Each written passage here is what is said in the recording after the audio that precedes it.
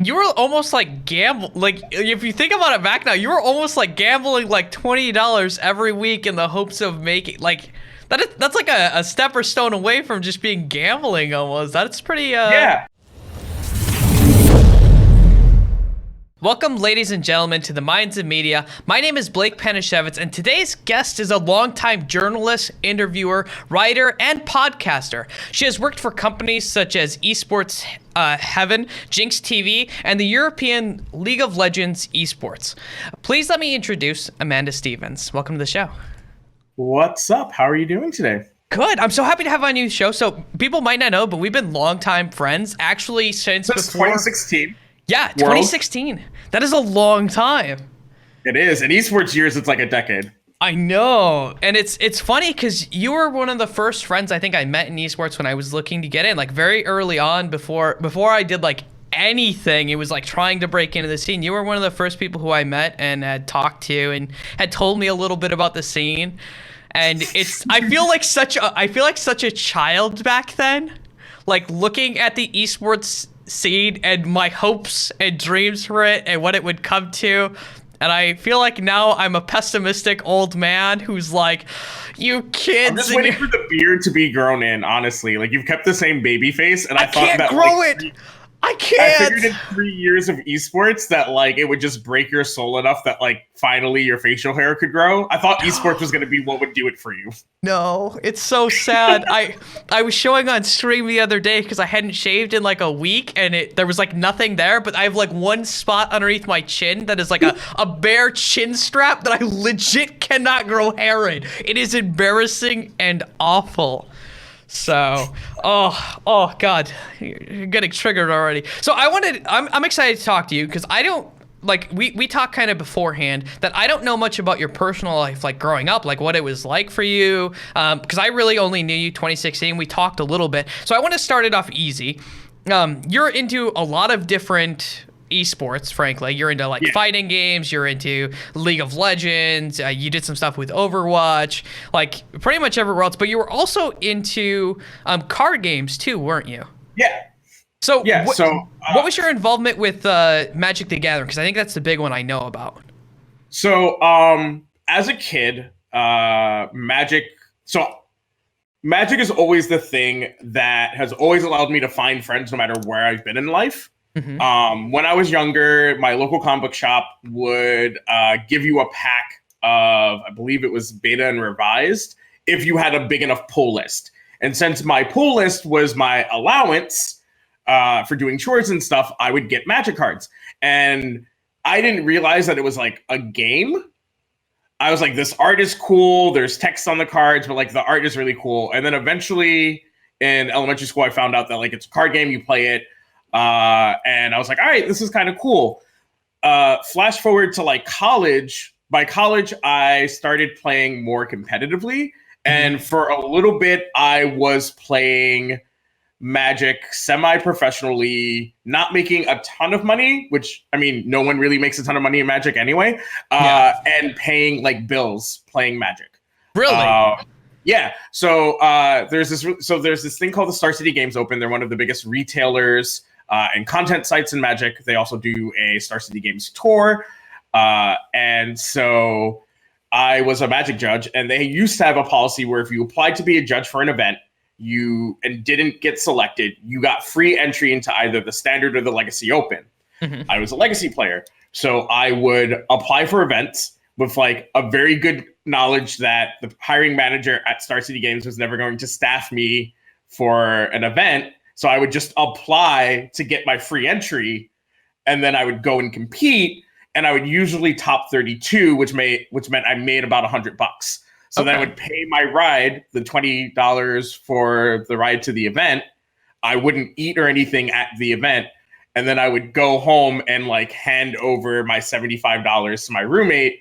And then like maybe the day before I was at another Magic event working as a judge, making another $80. So I'd give, $20 in gas money to the person, hand over that 60. And that was like my life with like Magic from like 2014, like 2012 to like 2014. And Magic is also sort of the gateway I got into content creation in a sense. You were almost like like if you think about it back now, you were almost like gambling like $20 every week in the hopes of making like that's like a step or stone away from just being gambling almost. That's pretty Yeah, I was like strictly I mean, yeah, I was like strictly poverty level for like most of my adult life. mhm. So like I had to be pretty good at magic. Mhm. Because like I didn't have up until like very recently, I couldn't really have hobbies that like didn't make me money.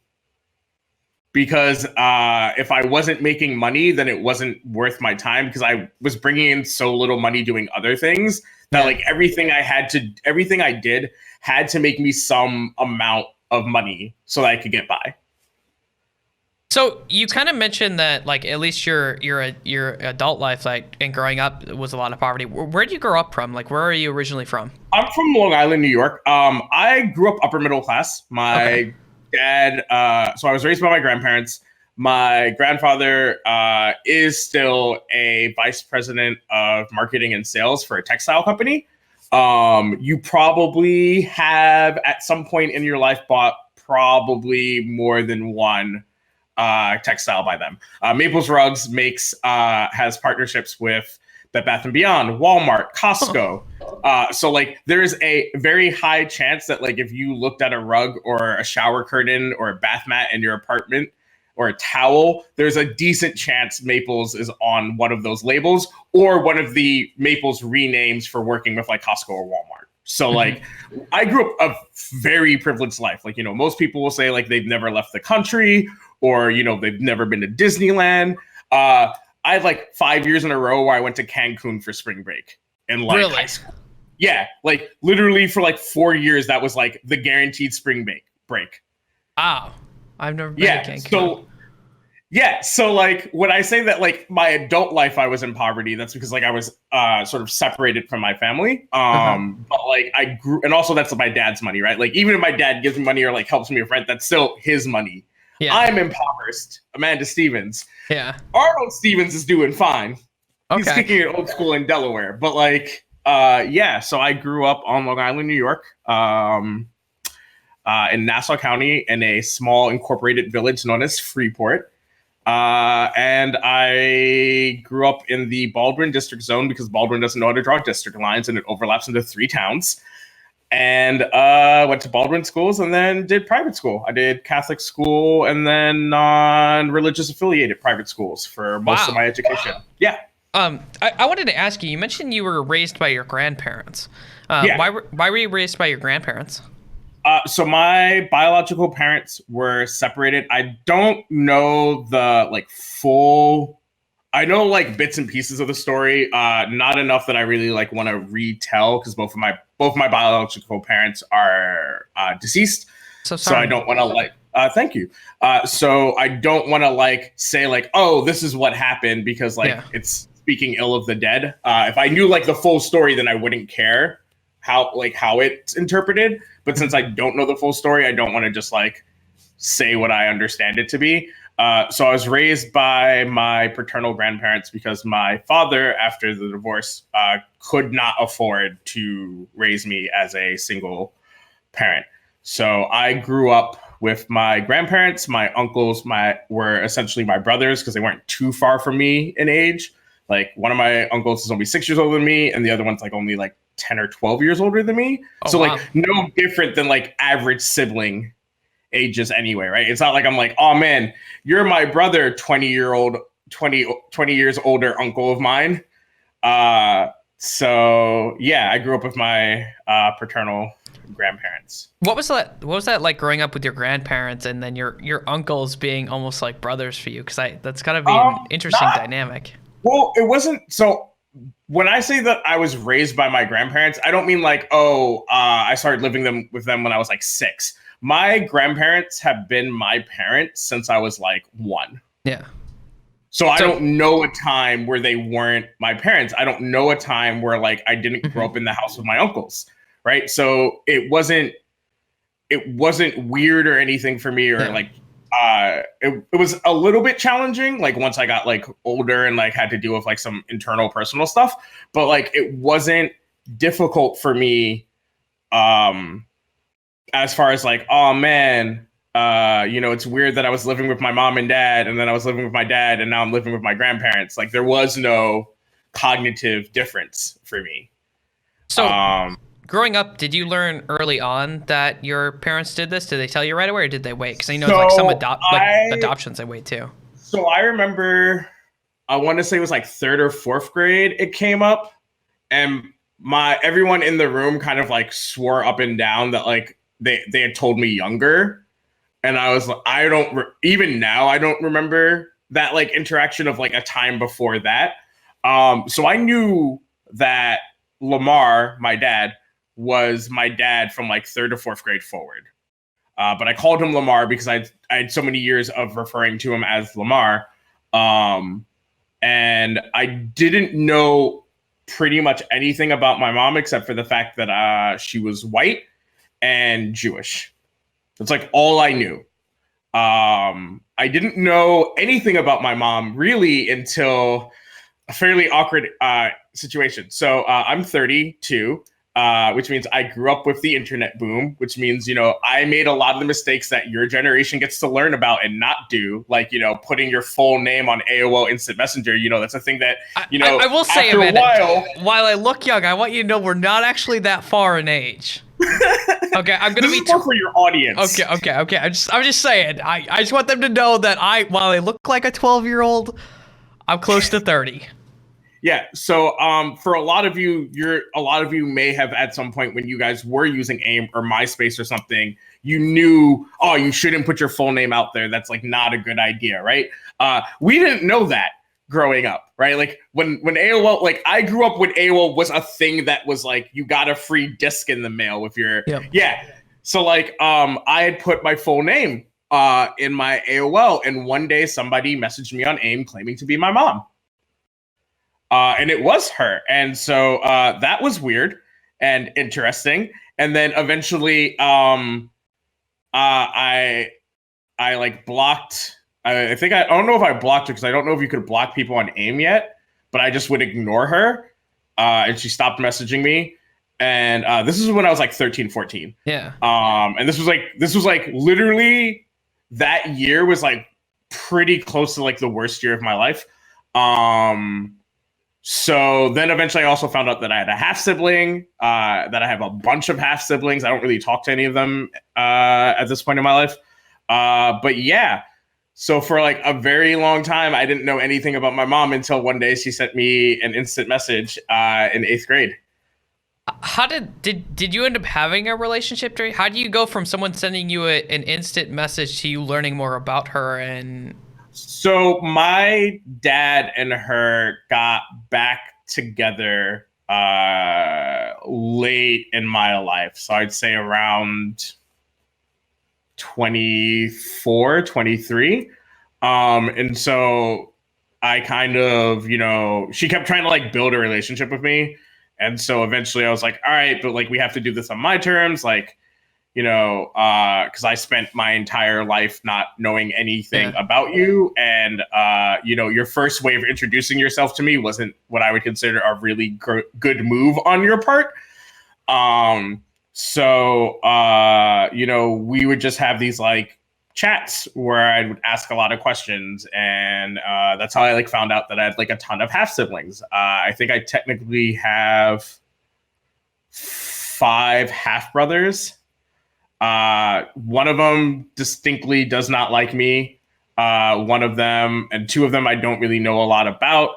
One of them stayed in touch with me for a bit, then didn't. And then the one that's closest to me, the one that's younger than me, just like we drifted apart because I didn't go to my mom's funeral when she passed. I was having a lot of complex feelings about her at the time. And honestly, I didn't want to go to a funeral with and see a side of my family that didn't do anything to interact with me. So I just didn't go. Yeah, that makes sense. So you mentioned that when she first reached out, that was one of the worst years of your life. So what happened up to that year? Like, what was life like for Amanda? Life was pretty good. So like I said, I went to public school for elementary school. And that was pretty decent. I mean, so leading up to doing this interview, I was putting together like stories in my head to like tell. And so the only thing that I could really think of about elementary school that's interesting, that's like, oh man, is I got hazed. So I originally went to school for kids with special needs because I had really severe ADHD as a child. And they thought I was they thought I couldn't learn. Yeah. They thought I had a severe mental disability. And so it wasn't until first grade, when you take your first standardized test in elementary school in New York, that they found out that I was actually fairly intelligent. As far as like standardized testing goes, like, there's always the argument of like kids that score really high in standardized testing does not really mean anything. Yeah. But that is when my parents decided to see what would happen if I went to regular elementary school, because the elementary school where I was before was a school for kids with special needs called Little Village. And they teach you how to cope with your learning disability, which looks very differently, as an adult than as a child, right? Yeah. So it's a lot of, hey, it's a lot better if you practice spelling your name before you start doing the connect the dots puzzle, right? Teaching you that like you should do things step by step, not in a randomized order. My like first or second day in regular public school, I went out for recess and a bunch of the boys essentially tried to start a fight with me. And I beat pretty much all of them up because I've always been fairly tall for my age. I've never been, until like high school, I was never like the shortest person in the class. I was always one of the taller kids. And like, this isn't like a full fisticuff fight. This is like a bunch of kids like trying to push and shove me and me like hip throwing all of them. And that's actually how I made one of my best friend in elementary school, because he was like half-heartedly involved in it. And then when I like full hip throw him, he was like, all right, yep, not fucking with this kid anymore. I'm gonna back-to-back fight with him, and we stayed thick as thieves through all of elementary school. But for the most part, my elementary school was like fairly stereotypical, with the exception that I skipped reading levels and made the decision not to do the not to do the gifted learning program, because it wouldn't let you skip grades. So me and my parents were like, do extra work for no actual benefit? Nah, we good. Right? Like it was just like a rational life choice of like, why do this accelerated learning program that's like, but I'm still going to be going through the regular elementary school grades, right? It's not like I'm doing an accelerated learning program and like graduating elementary school like a year or two early. I'm just doing higher level. I would just be doing higher level work. While still going to my regular classes. I was going to ask class. You mentioned the special needs. It's because it's funny you go from being in a special needs to almost like being accepted into an accelerated program, right? Like those are like the literal opposite extremes. Did the special needs school help you with any sort of skills, or was it just this is kind of a waste of time? So since you're closer to age than me, you'll understand this. Maybe some of your viewers won't. So to some of your viewers, we got to an era where like if you said a kid had ADHD, it was more that the kid had behavior problems, and we were just teachers didn't know how to handle them, so they pressured the parents into giving them Ritalin or Adderall or Wellbutrin, something to get them to calm down in class so that they're not a behavior problem. That wasn't me. When I say that I had severe ADHD, a funny story is that one of my teachers literally sat on me in class to get me to not be like running around the classroom doing a bunch of different stuff. Like that is how bad my ADHD was. I took Ritalin from second through fifth grade. Yeah, I stopped taking it in 5th grade, like halfway through. But like when I say that, like I can't even like rationalize how out of focus I was, like kindergarten through like 2nd grade. Just like how off the rails I was, and not like harmful off the rails, not like, you know, emotionally unstable, just like literally no control over my natural impulses. So like if I started practicing spelling my name and I didn't want to do it anymore, there was no like, oh, but maybe I should finish it because the teacher said so. I would just do something else. And it just wouldn't occur to me that like, and not to do something else to finish it, right? So like I would start spelling my name, Kris, and then I would start doing a connect the dot puzzle by the numbers. I would get to number 6 out of like 12. And then I would go and I would do a math problem. And then I'd be like, oh, well, I started all of my work, so now I'm going to go play. And like that, and then and then the teacher would be like, well, did you do all the stuff? And I'd be like, yeah, right? Because like I did all the stuff, kind of. And like there was no understanding for me that like that use of my energy was just not good, right? So I just didn't. So like I wasn't special needs where like I like had like Asperger's or like some sort of like mental handicap. I literally, well, I guess ADHD at that level is, but like it wasn't like I couldn't learn. It's not like they literally thought I could not learn. Period. Well, I mean, they did that a lot for like ADHD. How did you get past that? Was it the Ritalin in 2nd grade, or did you end up learning to mostly cope with like the Ritalin, and like I said, like I can't remember a lot of the stuff that they like what I was distinctly being taught in kindergarten and 1st grade because it's so long ago. But I one of my teachers ended up Carol, we ended up calling her my Jewish grandmother because she was like she would come over once a week for like another 2 years to like help me with stuff in school.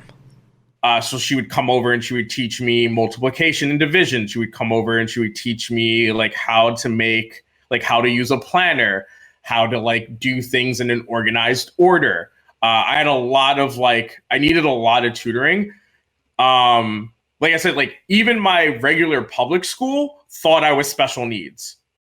For like the early part of 2nd grade. I distinctly remember like having to go to a separate classroom during the day to like be taught things, and I would just be bored out of my mind. That would become a problem for me throughout all of my schooling, all the way through college. If I'm not mentally engaged, I just don't want to do it. So like that kept me from like, I would like just wholeheartedly like not do homework in elementary school, middle school, and high school. Cause I was like, I don't need to. Like homework is to reinforce the things you learn in class. I don't need that. So I'm just gonna not do it. Just straight up. Yeah. That I can understand that. And I imagine that like that's not terrible if you can learn it really quickly, because like college, like homework is like valued lessons. So a lot of times you see people who don't necessarily do well in like school, but they do better in college because the structure is just so much different and more applicable for that kind of style of learning most of the time, which is kind of interesting. So kind of going up to 13, you said that was the worst year of your, like one of your worst years of your life. What happened? So my siblings before me went to a Catholic school in Long Island called Kellenberg. So of course I went to Kellenberg. I don't look like the average Kellenberg student. I am not Caucasian. We're not a Catholic family. We're a Christian family. My dad and my mom are Baptists. I grew up Lutheran. I look Middle Eastern. And so I was bullied all the time. All the time. I would get shoved, not physically shoved into, but shoved into like shoved against my locker. Kids would call me Ishbu.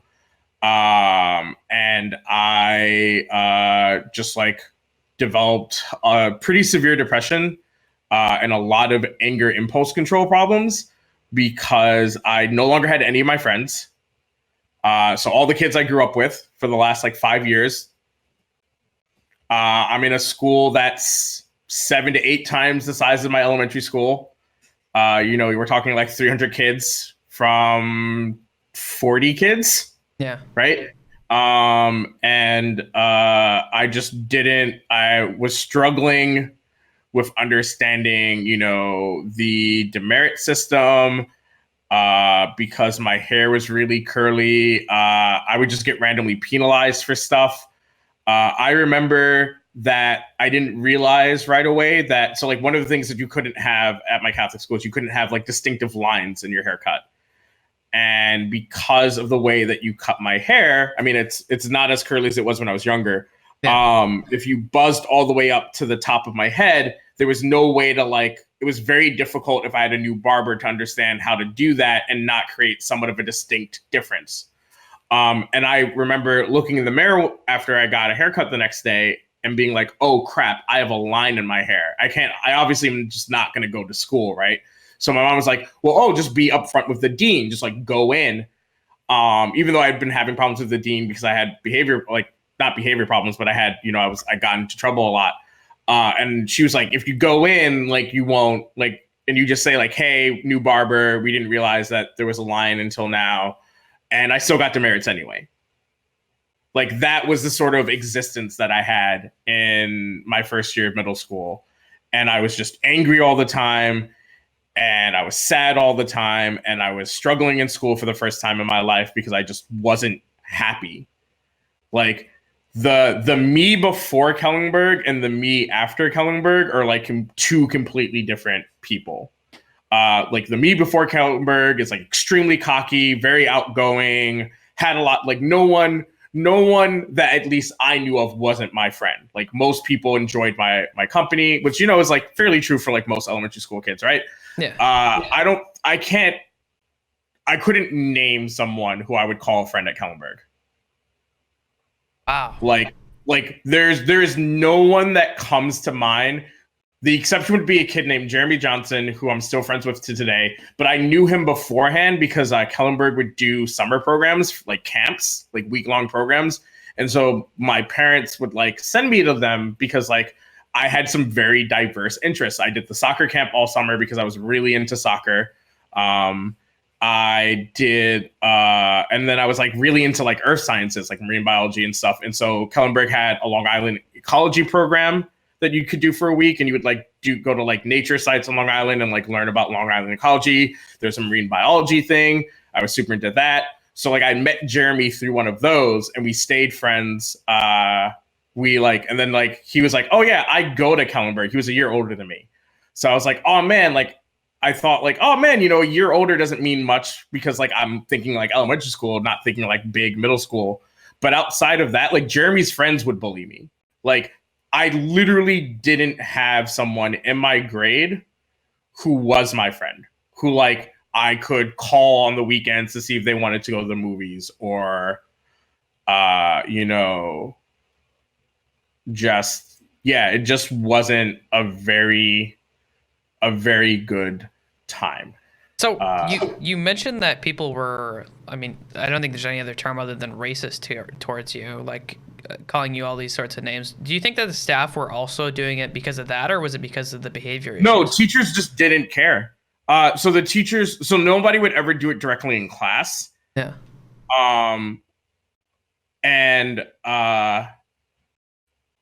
I would like tell like, this is why I really believe that schools should never have a zero tolerance policy, because I'm a victim of a zero tolerance policy. I distinctly remember a kid took a bottle cap that they found on the ground, shot it at me. It hit me in the eye, and I pushed him into a locker. Like, what the fuck? And then that kid came in the next day with a cast on saying that I fractured his arm.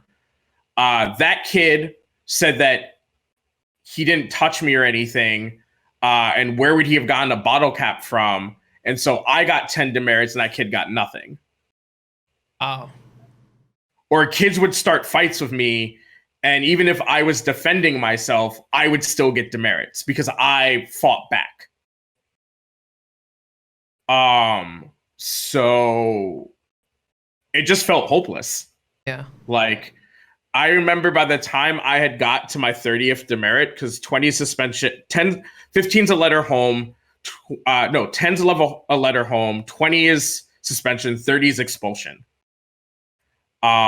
I got to 30 demerits before the end of my first year. And that gets escalated to like the dean of the school. Yeah. And when the dean of the school was reviewing all of my incidents, they were just like, there's some type of gross negligence going on, that this kid is constantly getting demerits in fights, and this kid is constantly saying that they didn't start them.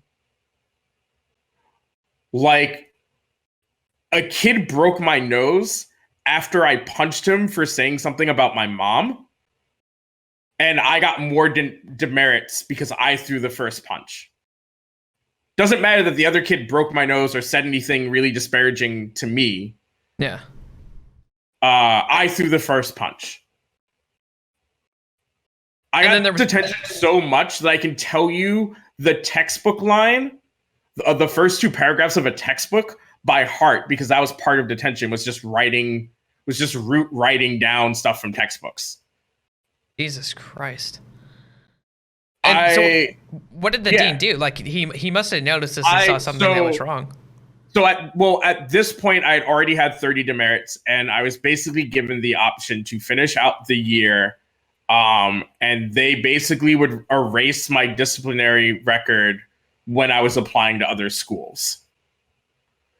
So that I finished, I wasn't welcome back at Kellenberg, but I wouldn't be officially expelled. Because a lot of the Catholic schools are interconnected in some way. Yeah. And so if you get expelled from one, you kind of can't go to another one. So that's what they did for me. So during that year, did you ever go to your grandparents and be like, hey, I'm struggling here? Like, they just thought, well, I was the third one to go to Kellenberg, and Corey and Adam excelled there. Corey was a jock who was really good at math and sciences, and Adam was the theater kid that everybody liked and did Key Club. So when I was struggling, they're just like, it's your fault. Like, you're not trying to adjust. It literally wasn't until we had the meeting with the school dean that it like opened my parents' eyes. Because the dean of Latin School Boys, which is the name of the middle school, because it's a middle school and a high school, would always paint it as like, I'm this huge problem child. Like, I'm just constantly getting into fights. I'm just talking back to teachers. It like, I didn't have anger problems until Kellenberg. I still have a lot of things I worked through from that year. Yeah. Well, I mean, that's like an entire year of like trauma that happened to you, where you were literally isolated and kind of made to be completely on your own as a 13-year-old. Yeah. So that's insane that you had to go through that. I'm so sorry. So what happened after the year? Like, obviously you're transferring. Where did you transfer to? I went to a small Catholic school in Old Westbury called Old Westbury School of the Holy Child. This was a very upper class school. Like, for those of you who don't know anything about Old Westbury, New York is like old money. Like, on my bus ride to school, I'm driving past mansions. A lot of the kids in my school fell into two categories: kids who either parents worked there so they could afford to go there, are kids like me who had some form of financial aid, or kids who were wealthy enough. My graduating class for 8th grade was 8 kids. That's how select and small the school is. So how did you get in then? You mentioned financial aid. What do you mean by financial aid? Partially, so I was listed as a dependent still through my father. Mm-hmm. So I always qualified for financial aid for a lot of these private schools. Okay. Because my dad was not in a good financial place. So, and at times was on disability. So I got into Old Westbury, one, because I aced their test. All private schools on Long Island have some form of entrance exam. For the Catholic schools, especially for high school, there is a standard. You basically take like an SAT to get in, and based on your score, it tells you which of the Catholic schools you can go to. You cannot just like go to Kellenberg or go to Sacred Heart. You have to pass. You have to do well enough on the exam. It's kind of like the way Japanese schools work. So like you get a certain score, and that sort of tells a Catholic school whether or not they want you or not. Okay. I got a very high mark on the Holy Child entrance test. Wow. So that's incredible considering all the stuff that had happened to you beforehand still. Like all of these things where you're isolating, you're still able to pick up. Yeah. The fact that you're still taking time to learn things, right? Like, because it still does take. I wasn't, though. I didn't. So my school was a regent school. Kellenberg was. And so was the next school. Holy Child. I didn't learn any math all through Kellenberg that whole year. I got by on my ability to pay attention to the class and my ability to cheat. Huh. Like I finished that year with a C- in math. Wow. So how did you? And also the fact that my math teacher went to school with my brother, and I think took pity on me. Oh, I mean, gotta take what you can get. Yeah. Kind of looking at the SAT then. How'd you do on math then? Were you still good at math and you just didn't try? No, I'm terrible at math. I wasn't originally, but I couldn't connect because I was struggling so hard in school personally. I had a very hard time, obviously, focusing in class or grasping concepts. Yeah. So like English, history, science, that was fine because like that's basically just building upon shit you already learned. Yeah. And I was always very good at writing. So English was never really a problem. Like I would do terrible in class, but then I would have to do an essay and my teacher would be like, where the fuck is the student the other, like Monday through Friday? My science teacher was the only one that really got through to me. And my history teacher was my dean of Latin School Boys. So that was a really difficult class to be in. Yeah. And then religion class, which I've always found an interest in religion, and that's where half of my handle comes from. But so, I skated by the next year in 8th grade by cheating, mostly. I didn't learn any math until I got to high school. Like actually paid attention in class, grasped concepts. So for 2 years, nothing, just no mental connection. To answer your question on the SATs, I was mostly carried by my writing and verbal score. So I got an 800 on writing, and I got a 740 on verbal. So my math score didn't matter. Okay. Yeah. Because I was going to school for English and journalism. So my math score legitimate. I think I got like a 630 on 2 tries. Like I literally, the second time I took, because when I first took the SAT, I didn't have any trig and functions knowledge, which is a third of the math SAT. And I didn't take any classes for the SAT because I'm an arrogant asshole. So I got like a 510 the first time. And my parents were like, maybe you should try again. I was like, sure, why not?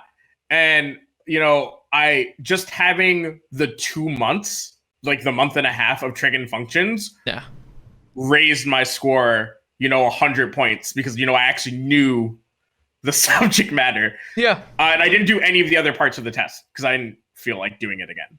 Oh, okay. Because my scores were already so high, right? I already had what more am I going to get on the writing score when I already got an 800? And like, I'm not going to try to get a perfect score on the verbal. I already got a 760. I'm good. Okay. I don't need those other 40 points. We're fine. Okay, so you leave middle school and you go into high school. Did it get better for you? Not really. I went from one small middle school to like a fairly small high school. I mean, I had more people that were closer to being called friends, but I went to private school, right? Like my school was that means that like it's not like a district, right? So it's not like, all my friends live a couple blocks or walking distance from me. Some of my closest friends were people who were, pretty far from me. And so making plans with them was really hard. Yeah. It was better in that I learned more ways to express myself. Like I did soccer and I was quite good at that. I was in select choir and choir. I was in theater. I was in advanced lit. Like things were fine, but I'm not going to be like, oh man, high school was great. Like school wasn't good for me anymore. Like I just didn't have connection points anymore. I didn't know how to relate to other kids. I didn't trust people at all. Yeah. That makes sense. Kind of looking at that, you mentioned that you were also depressed. Did you ever like go into therapy or see anyone for that early on, or did your parents ever try to get you into that? So I did do therapy for a bit. And I didn't like so my first psychiatrist, I didn't particularly like. Mm-hmm. My parents weren't. I was very difficult for my parents, and so, it was. There was a lot of things that they didn't understand, and so my psychiatrist was more of an avenue for my parents to solve the problem without them having to do it. And my psychiatrist didn't really treat me with an open mind. And so it wasn't very good. Mm-hmm. I had a therapist for some of high school, but once again, it wasn't getting the end results that my parents wanted me to get out of seeing a mental health professional. Mm-hmm. So eventually even though it was very good for me to see my therapist, for what I needed out of a mental health professional, my parents had me stop seeing my therapist because it wasn't getting them the end results that they wanted. Okay. So That's awful. That's very sad. I wanted to ask you about this, and if I bring this up and this comes across wrong, correct me, please. You're a huge advocate for like trans rights and rights of people in general, and you even mentioned earlier that you would write out the name Chris, and that is not your name anymore. It's Amanda. Mm-hmm. At what point did you start to notice that you didn't want to be called Chris anymore, and you wanted to be called something else? Like when did that start to kind of come up for you? So age gap. Not with you, but your listeners. There was like I knew from like a very early age that I didn't feel right with my body. But it wasn't until like 4th or 5th grade when we had our late night health class. But what I mean by that is that they had us come in after hours, and all of the boys from both classes were in one part of the school building, and all the girls, and they kind of like went over a bunch of stuff. I didn't know that girls had a different sex part until like 5th grade, which probably sounds really dumb now that I say it out loud.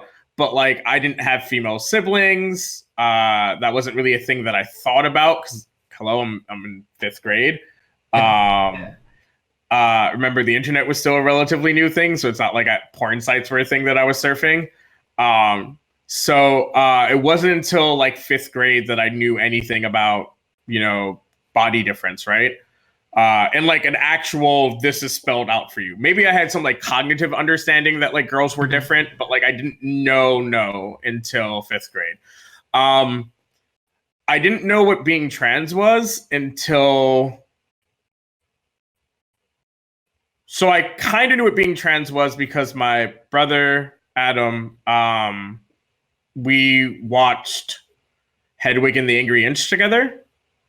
I've actually never seen that.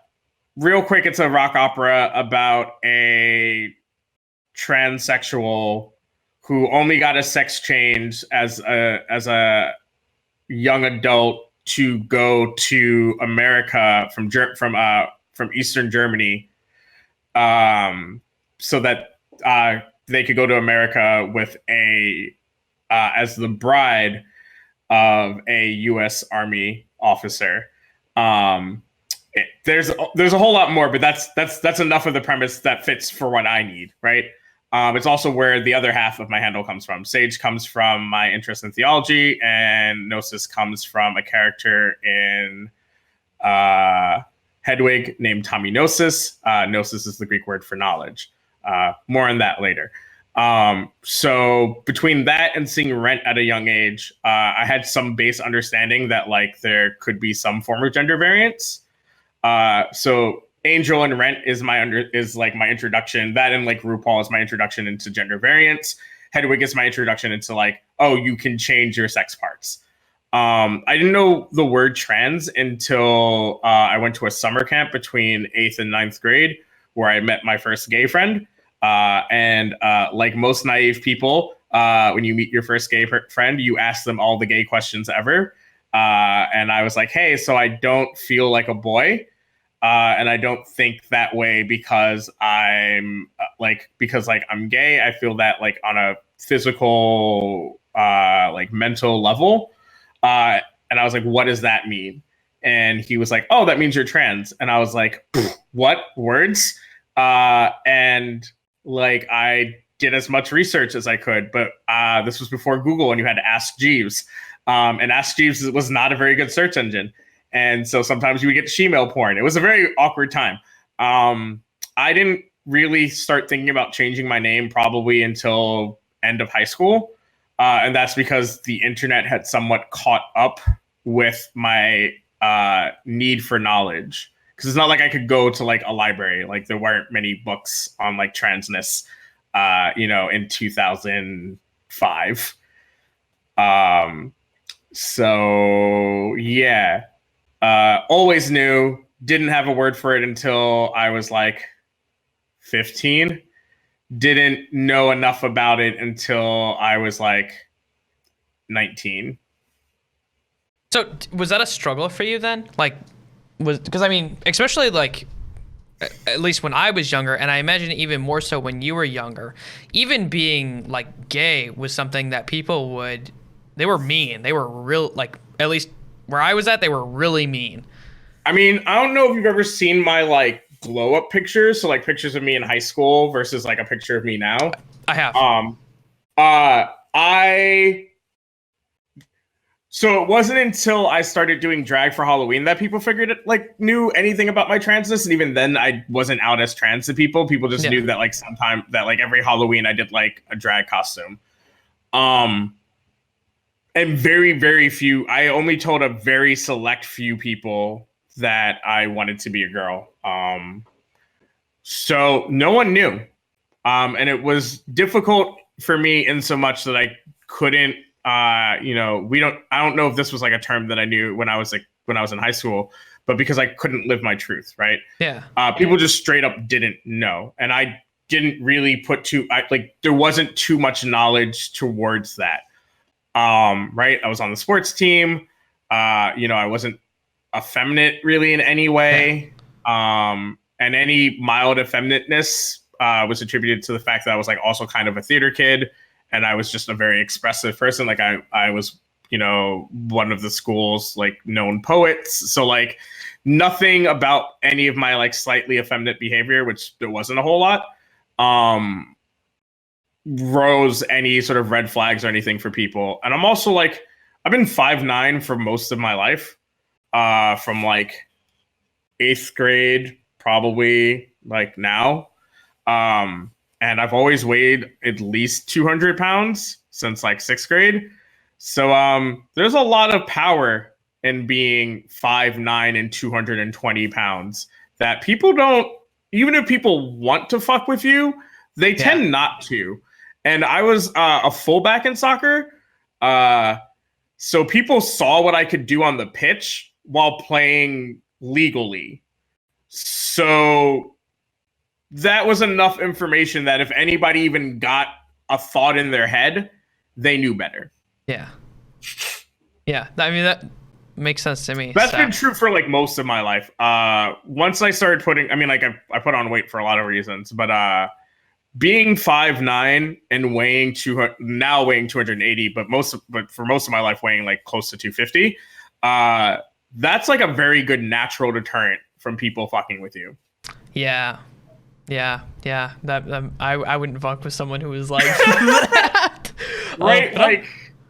Yeah, that's just like a factual thing. I think a lot of my I mean, it's not like people haven't messed with me physically as an adult or anything, but like being the size that I am is a good enough natural deterrent for most of my life.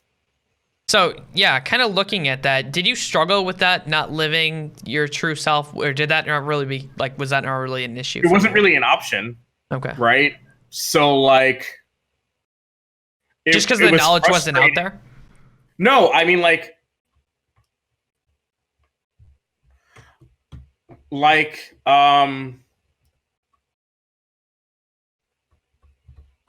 my parents kind of knew a bit about my transness because I used to try on my mom's underwear and I would try on her clothes because I had curiosity.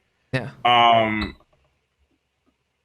And like it was made very clear to me that people like me weren't accepted or tolerated.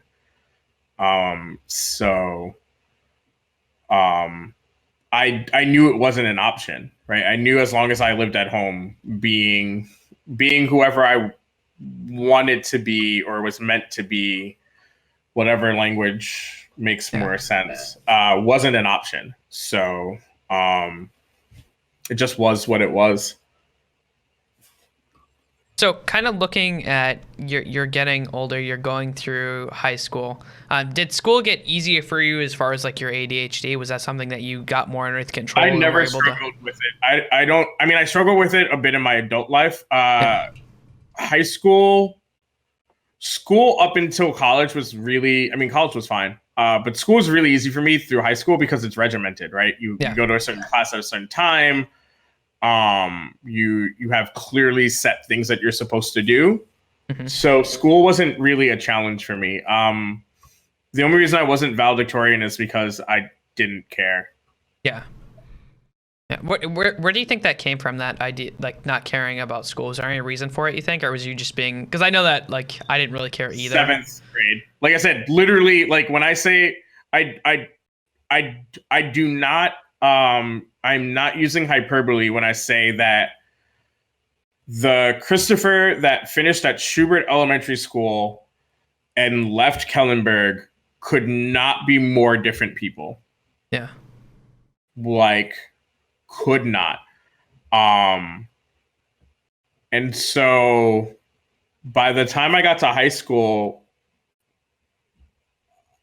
I didn't know math. Right? Like, I mean, I knew addition, multiplication, subtraction, right? Yeah. But like, I didn't know algebra. You're supposed to know algebra by high school. I didn't. I didn't know geometry by high school. I just didn't. And because I went from a region school to a non-region school, they assumed that I knew algebra. So I started in geometry, and it took them 4.5 weeks of me struggling in geometry to realize I knew zero algebra. Yeah. What happened then? Did they give you tutoring? Is that what happened? No, they put me in the slow track. So math and English at my high school had a standard track and a slow track.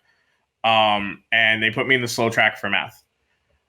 Basically, we had like our first parent teacher conference, and they were just kind of like, Chris doesn't know math. Like, what happened? And my parents kind of looked at me, and I was like, Kellenberg sucked.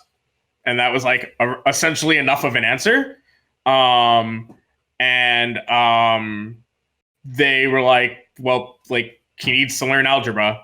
We can't just like have him fail geometry because he doesn't know the root of geometry. Yeah. So I got put on slow track.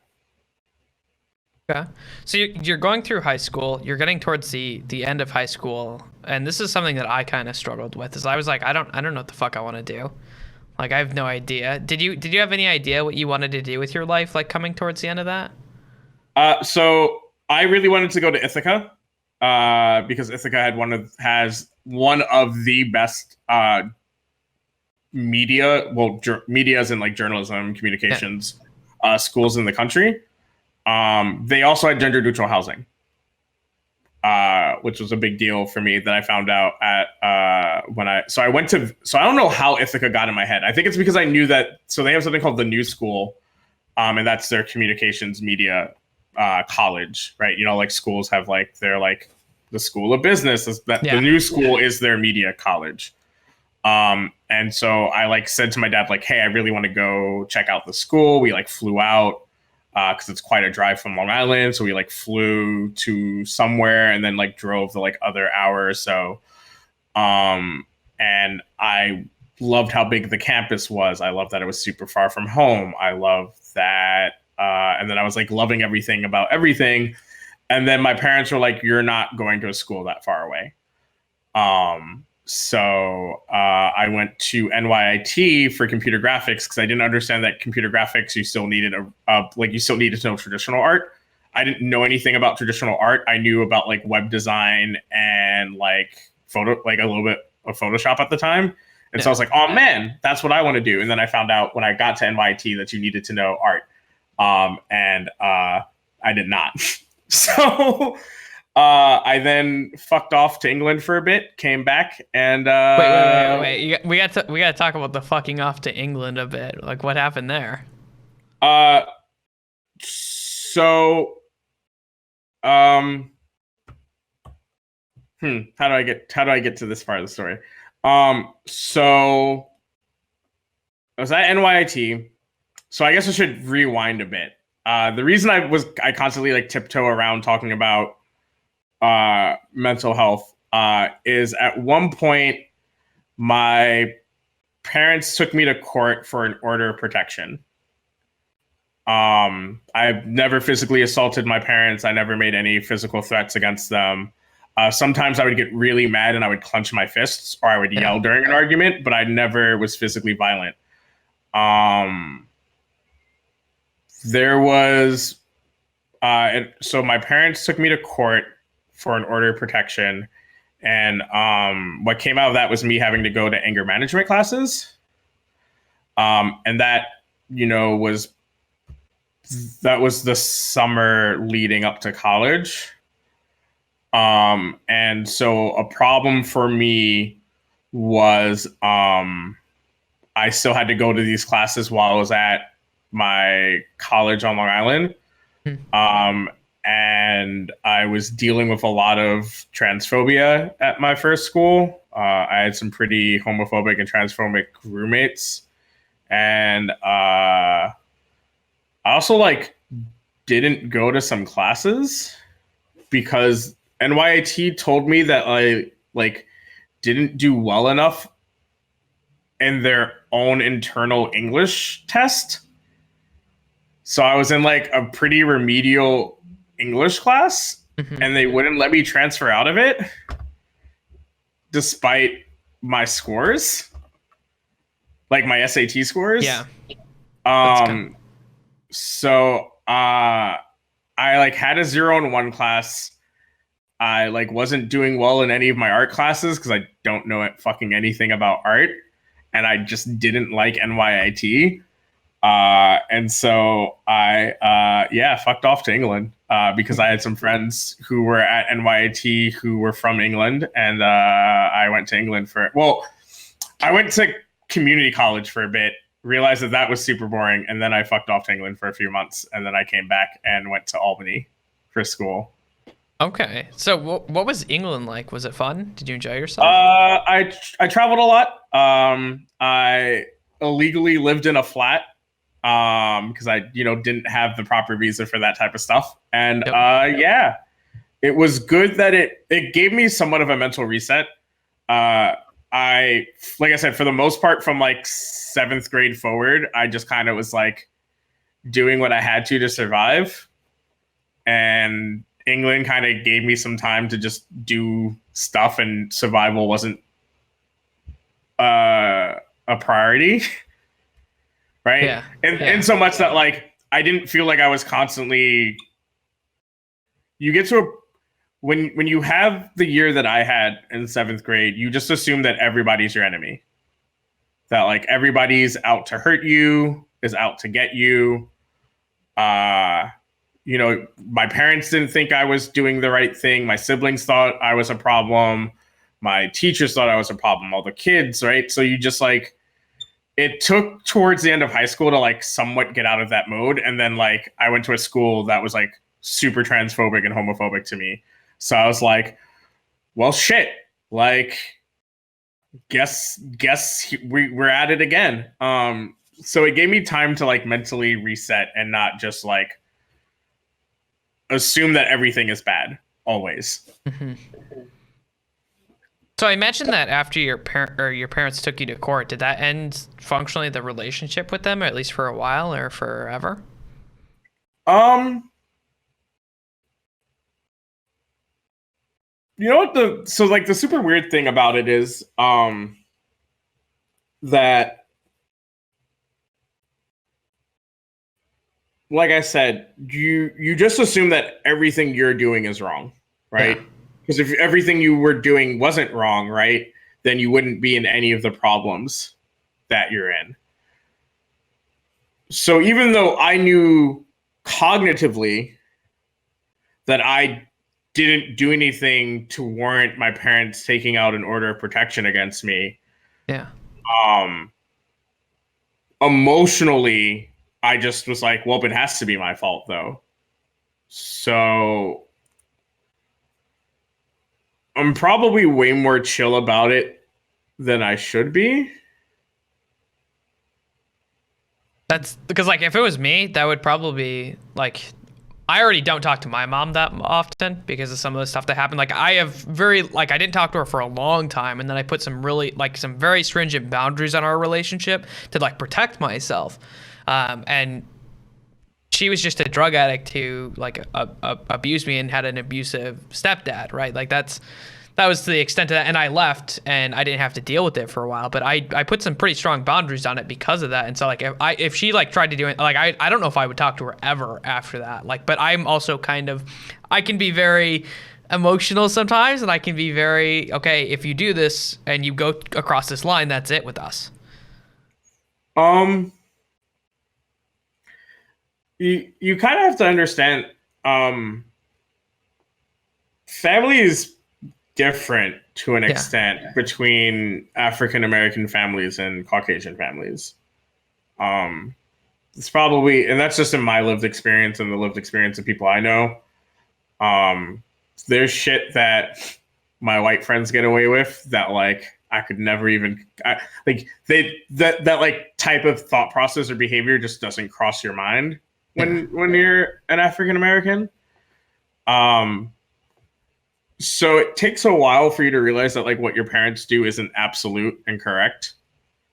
Like I still talk to my dad once a week, and he told me that he told me in high school that like people don't love flaming faggots. So like, right. Did that opinion change over time with him? Not. I mean, my dad's trying to understand the whole trans thing. Because like someone trying to improve themselves, I think that would be the point where I'd be like, okay, well, we can work with this. I mean, but there's trying and there's trying. It's fair. That's fair. Right? They're saying you're trying and making the very easy efforts. And then there's actually trying. But like, it is what it is, right? Like, I'm 32 now, so like I understand, and I like work in diversity training, and I I'm a safe space coordinator, and I do a lot of talks on inclusivity, right? So like I know that like at a certain point you have to like set healthy expectations of what you get out of your biological family versus what you get out of your chosen family. Yep. So like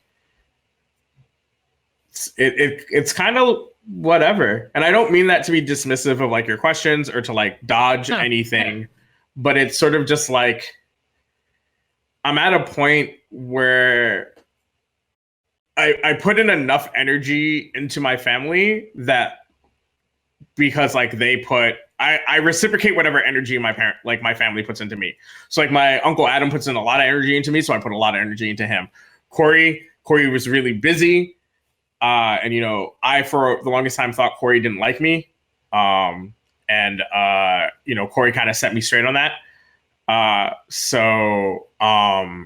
Corey's really busy, and Corey, is living his own life. He's got a fiance, he's starting a business. So like, I understand.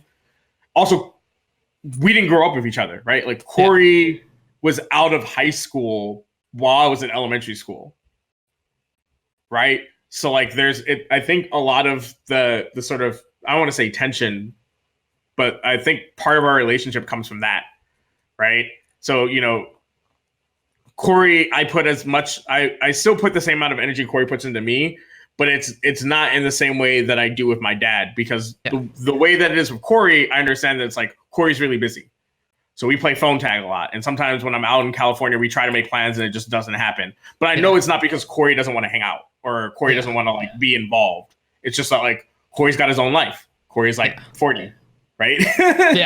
No. So and it seems like you've come to at least a point of acceptance with yourself about, well, this is the relationship I'm going to have, and like some level of acceptance, which I think is fine. Yeah, I think that's so like there's that's nothing. kind of like how I feel about the situation with my grandfather. It's like that, and it's like at odds with like my philosophy as a Buddhist. Like I'm just not gonna put too much stock in the past, and I'm not gonna worry too much about like. I just like, it doesn't make sense to me to like hash out all of these feelings I may have,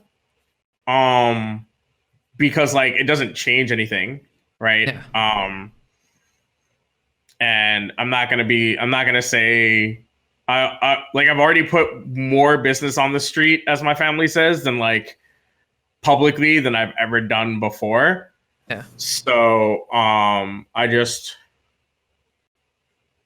Right. Like I carefully chose my words leading up to now. So it's just like, there's no, I don't see a lot of benefit. There's nothing wrong with that at all. So kind of looking on that, right? Like you come back from England. Okay. Do you re-enroll into Albany? So I was never at Albany to start. I was at NYT, New York Institute of Technology, the Long Island campus. Basically, Albany was the only school that was still going to give me full financial aid. So I was like, "Yo, let's go to Albany." Okay, how'd that go? There was no real thought process. So there's something called the SUNY app when you're applying to colleges, and you just fill out one application, and you pay like a little bit for each SUNY school you apply to in the SUNY app. You pay like an additional like $10, but it's cheaper, right? So like how there's like the Common App, and that's like a bunch of schools. So there's a SUNY app, right? And that's State University of New York. And so I just applied to a bunch of SUNYs in the SUNY app because you're supposed to, because it's a safe thing to do. And then Albany was the only school that was still going to give me full financial aid after deferring them. So I was like, all right, guess I'm going to Albany. So did you know what you wanted to do at Albany? Did you figure out some semblance, or was it like, fuck it? So I knew that they had a journalism school, and I knew that they had a pretty decent English program. So I was like, all right, go there for English. We'll figure shit out as we go along. How did it go figuring shit out as you went along?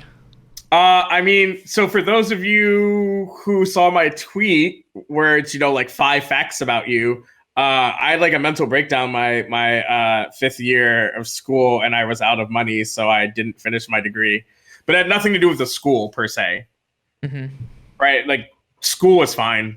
College was fine. I made friends. I'm still friends with a lot of people from college. I wouldn't have learned as much about myself as I do now. I wouldn't have, gotten to accept a lot of my Jewish heritage. Like school for I would say like 72% of Albany was fine. So at what point did you change fine, like fine as in like 5 out of 10, fine as in just like net positive. Yeah, net positive. When did you change your name? So it started at NYIT. The first name I went by was Kimberly. because I wanted to keep my first initial because I spell Christopher Kristofer. It's the German spelling. My mom is German, so it's Christopher. And then I had such a negative coming out experience that I didn't keep it. I then went by Alexandra because it means protector of people. So the way that the next name came about was I was like, you know what, maybe I should let other people kind of like pick my name. So I had like I was like on the fence about like 1 to 3 names. And so I kind of just like tried them out with a bunch of friends, and Alexandra was the one that like stuck. And so I wanted people to either call me Alexandra or Alexi. I didn't want to be called Alex because I felt it was too masculine. And I also didn't know any female Alexes growing up. I knew one, and she didn't stay at my elementary school the full time. I think she was there for like 2 years, and then she moved. So I ran into this issue where people would only call me, a lot of people would call me Alex, and use he, him pronouns. And so when I had to do when I took summer classes to fix my GPA, I did like a social experiment. So I picked a different name that didn't have a masculine, shorthand or a masculine equivalent without like vehemently trying to do something different. Right. And Amanda doesn't really have a real male equivalent. Like some people will call me Adam, which is really funny because it's my uncle's name, but it's also like, that's like the closest they can like mentally get. So like I said, you would have to go out of your way to call me something. And so the social experiment proved to be mostly correct. In so much that people just didn't pronoun me as much because like linguistically they would say Amanda, and then further along in the sentence, like their linguistic brain would sort of be like, well, I can't say he because there's no such thing as a male Amanda. Yeah. So they would just say Amanda again. Like a lot of times people would just use my first name a lot. Especially in summer classes where you don't really get to know your classmates too much because you only have them in your class for 4 weeks. Right. So I was like, all right, sticking with Amanda. And it fits one of my Hebrew names because one of my Hebrew names is Ahava. It's here on my dope ass bomber jacket. And Ahava means love, and Amanda means deserving to be loved. So when did you find out about your Jewish heritage? Like, is that something that was in that period of time that I was like connecting with my mom on Facebook when her and my dad got back together? So is your mom's side Jewish then, or is your my mom's side is Jewish. Okay, and so how do you find out your Hebrew names and stuff like that? I asked her. Well, I grew up on Long Island. I grew up in the Jewish part of Long Island. So I knew that like Hebrew names were a thing. And my confirmation name is James. But I don't like use it legally or anything. It's just I picked a saint. I don't even remember why I picked James. Oh no, Joseph. Because one of the Josephs is the saint of poets. Technically, my full name, if I included my confirmation name, is Christopher Tracy Joseph Stevens.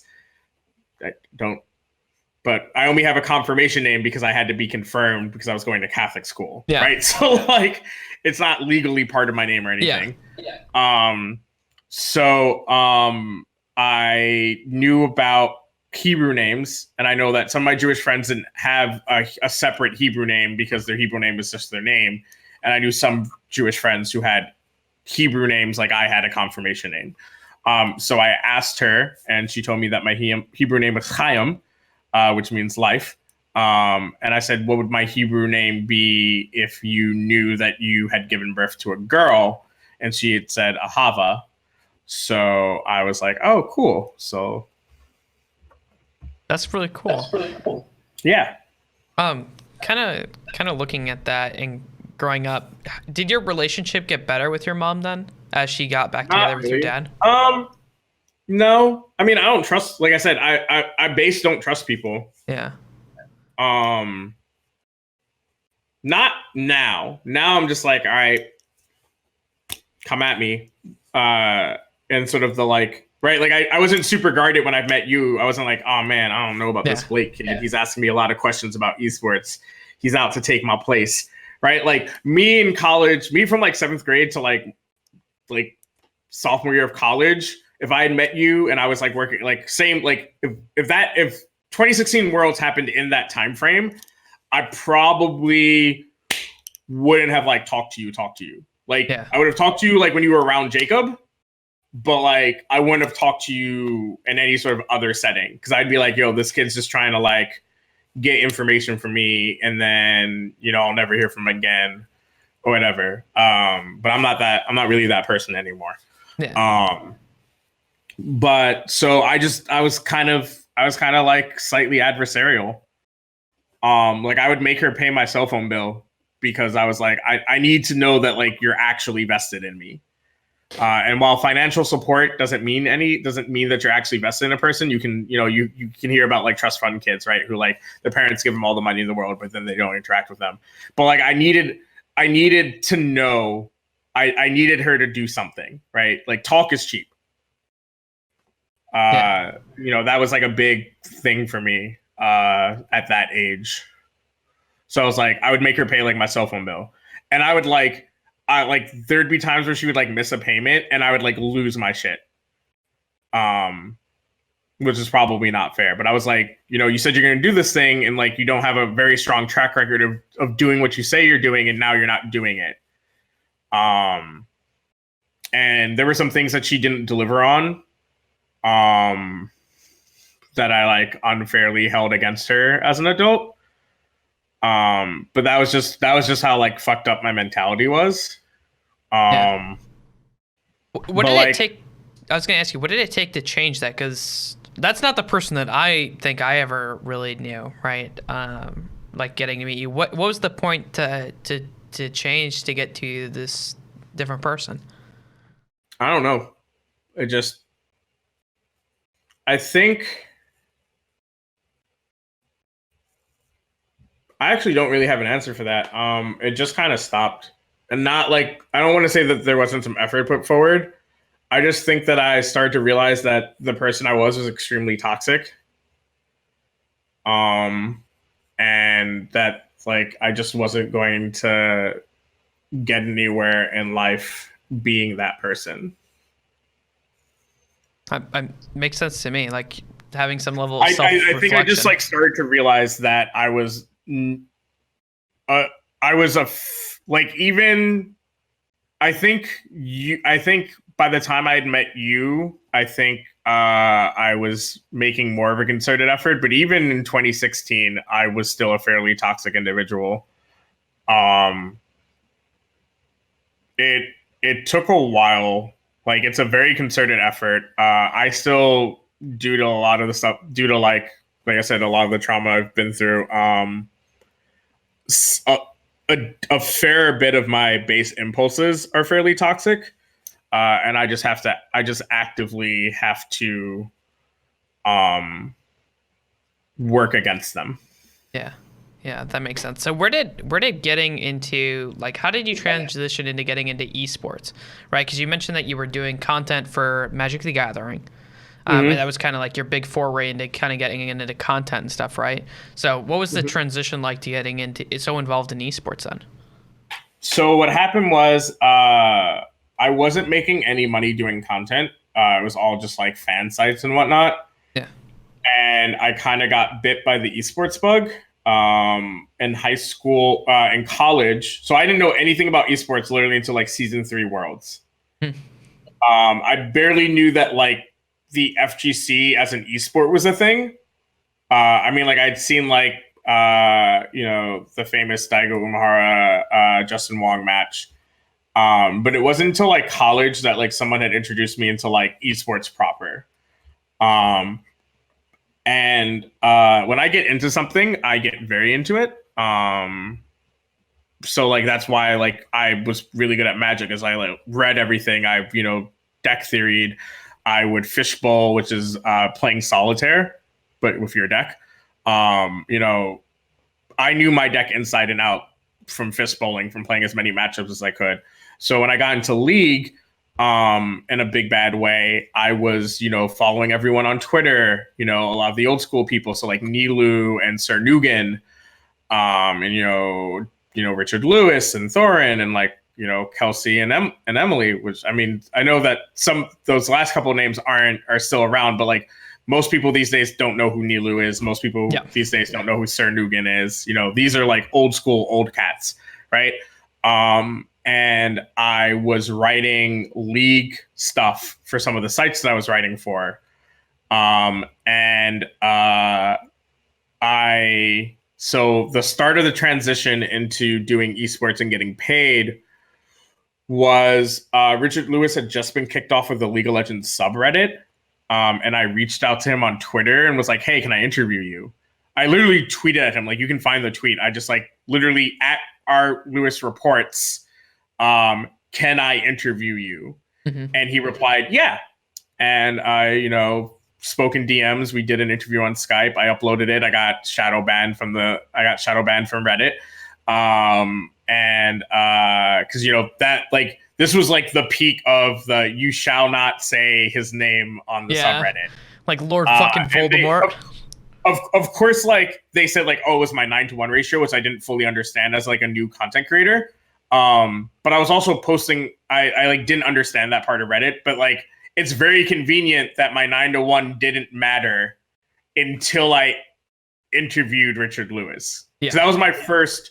That wasn't my first time posting something on the subreddit and having terrible 9-to-1, right? Mm-hmm. So like it's just weird that like I interview Richard Lewis and then my 9-to-1 matters and I get shadow banned.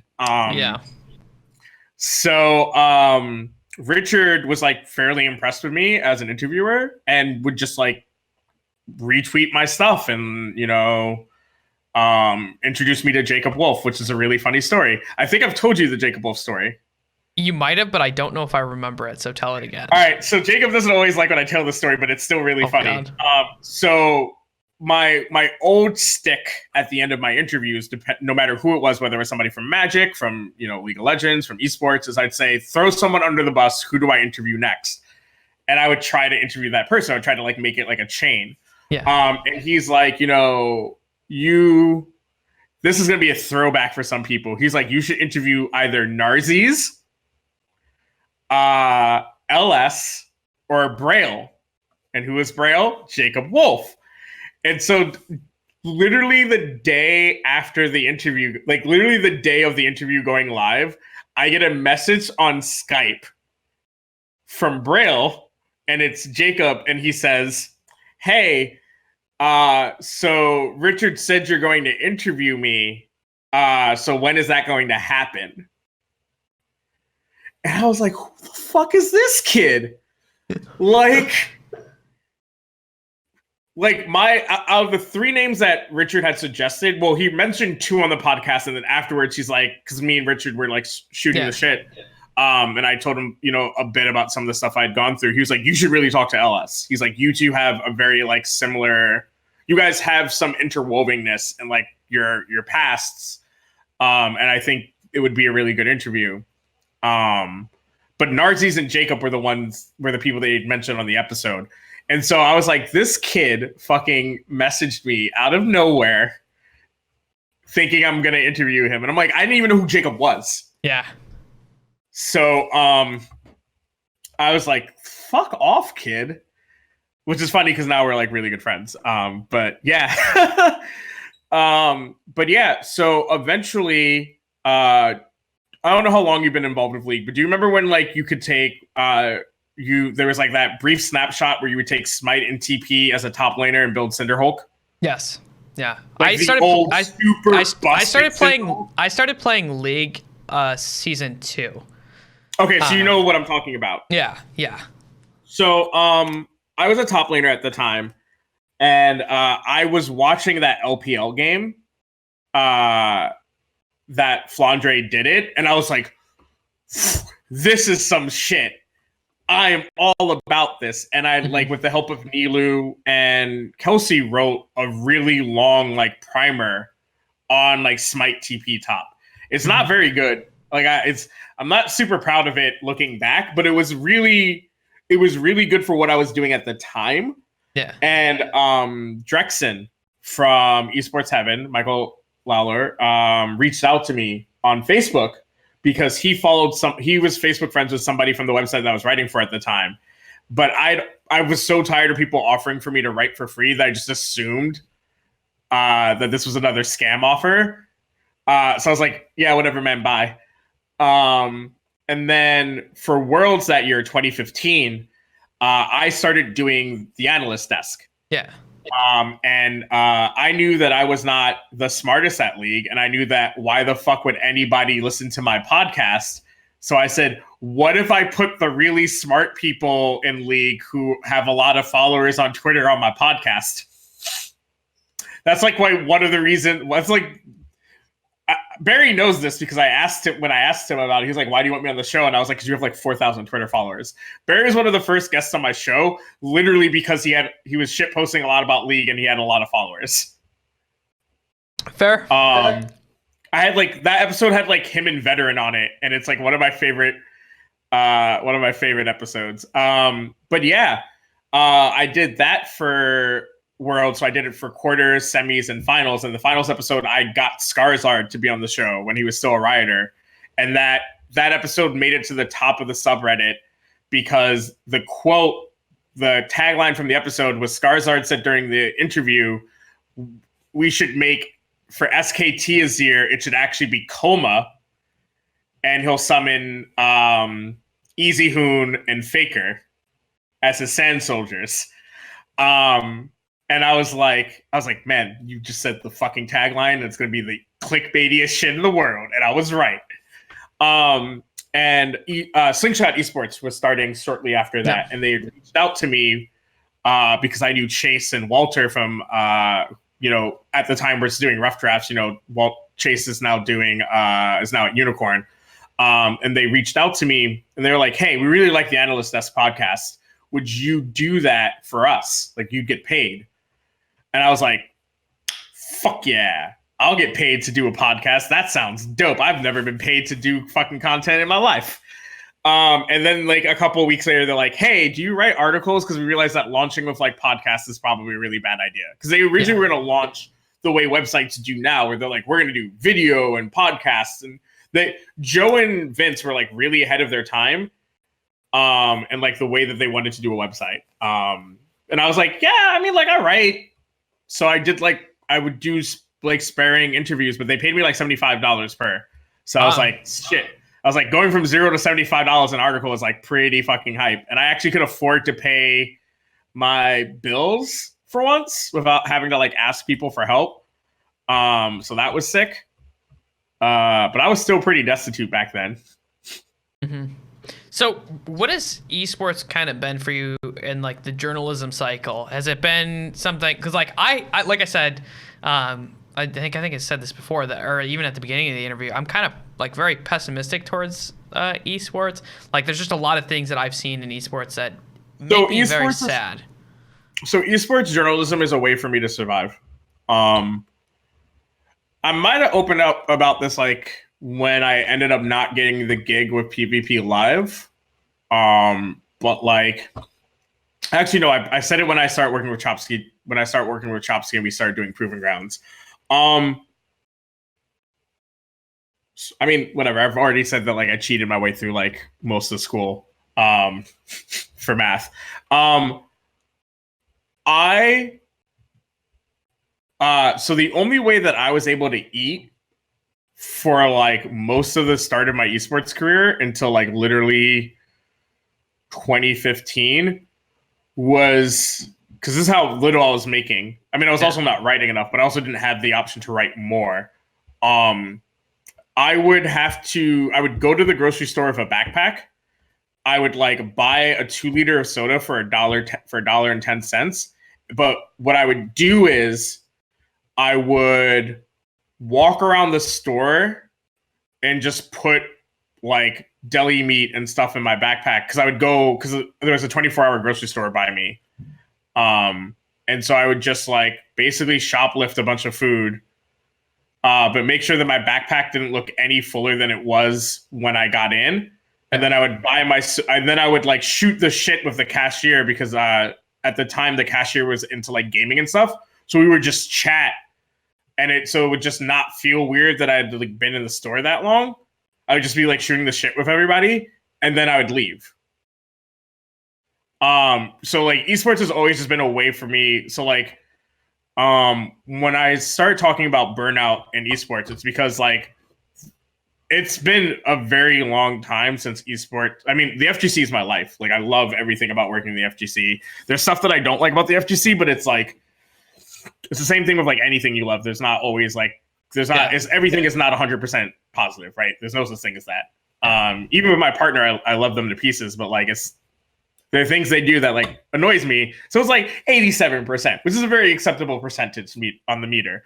But like it's been a very long time that making esports content has been like above, I would say even like 50%. It's just as a non-cis passing trans person of color in upstate New York, it's very hard for me to get regular jobs. And so esports is literally the only way I can make, up until recently, esports was the only way I could make money. Yeah.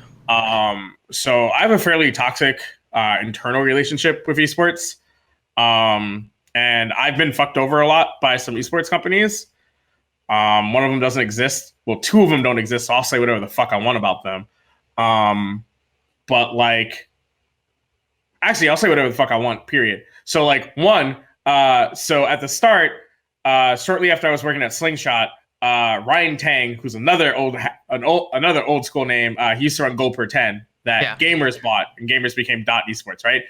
So Ryan Tang, his business partner, was made the editor-in-chief at Gamers, and he didn't want to do the job.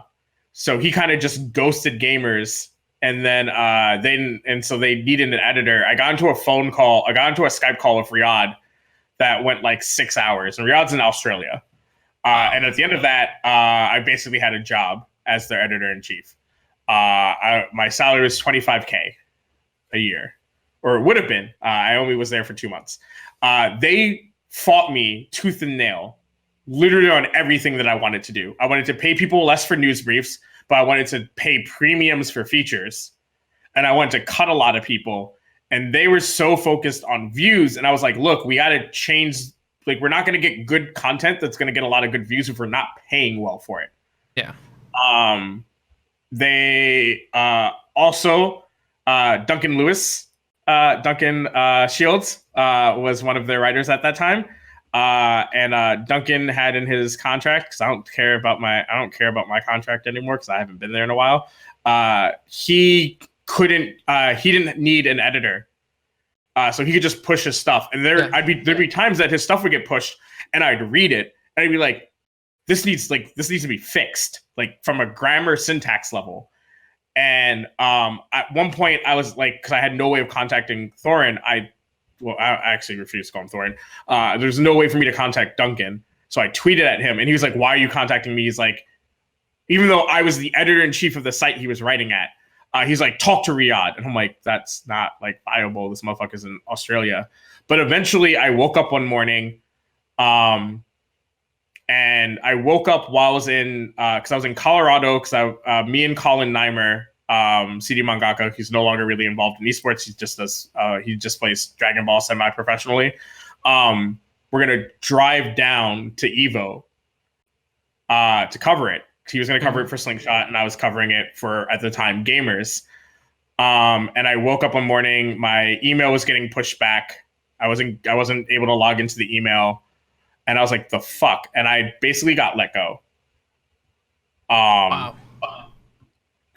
Because they said that so there were some writers there that didn't like me because I was very harsh on them, because I didn't think that they were doing a good job. And so they basically told management that I wasn't available. And they let me go. Funny story about not being available. Lurpus, I don't know if he still does CSGO or not. Lurpus was also one of our writers. Lurpus, I took a week off because my dad got remarried. My grandfather got remarried during the summer of 2016. And Lurpus knew that, but still contacted me about his article the night before my dad's wedding, and I still worked on it. Yeah. But I was not available for the writers, and I didn't really do my job. But sure, whatever, sure. So Riyadh, fuck you. You didn't give me my full severance. Eat a dick. PvP Live. They took me on for a 2-week trial period. Where depending on how I did, I would get hired, and then after that trial period, I got paid $1,000 for that 2 weeks. But I wrote way more than $1,000 worth of articles. Mm-hmm. I wrote something like 14, 15. I wrote like 15 articles, which is less what they were paying their freelancers. Yeah. Per article. After that, I got told that the board of directors wasn't going to approve an additional writer, which means that I trialed for a position that didn't exist. Yeah, that doesn't make a lot of sense, does it? Yeah, so it wasn't like, oh, my trial didn't go well enough and they went with another writer. Yeah. My trial didn't matter because at the end of the day, they hadn't gotten approval from the board of directors to have a new writer. Yeah. Yeah, that seems shady as fuck. Yeah. So, PvP Live, you got what you deserved. Upcomer. Boy, oh boy, Upcomer. The most recent dumpster fire of my esports career. I got fired by Upcomer twice. So I was brought on by Aaron McCunis, good guy, bless your heart. He brought me on, and then shortly, this was all my summer this year. Really tried to be as bad as 7th grade. So I'm at my local Pride parade when I get a message in Discord from Aaron that he's leaving Upcomer because the writing is on the walls that they're going to let him go. And he was leaving in an attempt to make sure that like whatever heat they wanted to give the content department, it would all fall on him and the content department would be left alone. And then 3 days later, we refer to it colloquially as the Upcomer crew as the snap, because we basically found out that all of our contracts had been terminated and that we were going to have to reapply for our content positions. Okay. So I was rehired. I did 2 articles before I flew out to Rift Rivals. I did a bunch of Rift Rivals content for them, all made to the front page of the Reddit. And then a day after I got home from Rift Rivals, I was let go. Wow. For what? What was the reason that they gave you one? To save money. They literally told me in my severance, in my firing, that, oh man, we're gonna save 14. Like they gave me like an actual number of like how much money they were saving from letting me go, as if that was gonna make me feel better. Wow. Yeah, that doesn't journalism in esports terrifies me, because unless you're Disney, telling you. So folks, behind the scenes, Blake has expressed to me how he wants to do esports content for a living, but also write for websites, and I keep telling him not to do it. And he keeps being like, no, it might work out. I'm glad that you have finally figured out that that's like not I knew. Okay, I never knew that. I knew writing for websites would never work. I kind of knew that. Like as soon as I talked to you and I talked to a couple of other, and I was like, I watched all these companies fold, and I was like, there's no money. Like that's just like business. There's no money. But if I can make popular like content somewhere else, because I was looking at like that was my idea. It's like, well, maybe I can generate sponsorships or something like that through like solo. I had no faith in my faith in companies is pretty fucking bad. Yeah. So that's my quick whatever bridges I'm gonna burn moment where I call out the people that fucked me.